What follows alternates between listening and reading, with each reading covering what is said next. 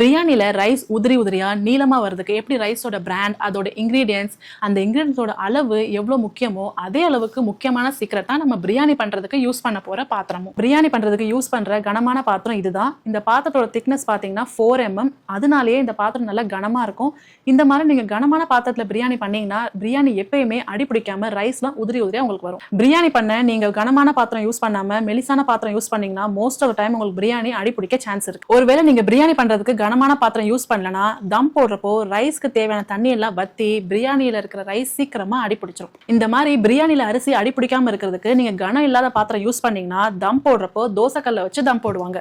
இந்த மாதிரி நீங்க தோசைக்கல்ல வச்சு தம் போடும்போது உங்களுக்கு டைமும் ரொம்ப ஜாஸ்தியாகும், கேஸும் ரொம்ப வீணாகும். அதே மாதிரி எல்லா வாட்டியுமே உங்களுக்கு பெர்ஃபெக்டான பிரியாணியா வரும்னு சொல்ல முடியாது. பிரியாணில ரைஸ்லாம் உதிரி உதிரியா நீளமா வரதுக்கு இந்த மாதிரி கனமான பாத்திரமா பார்த்து யூஸ் பண்ணிக்கோங்க, அப்பதான் நல்லா இருக்கும். நான் யூஸ் பண்ற அதே மாதிரியான கனமான பாத்திரம் வாங்கணும்னா வீடியோல இருக்க லிங்கை கிளிக் பண்ணி பர்ச்சேஸ் பண்ணிக்கோங்க.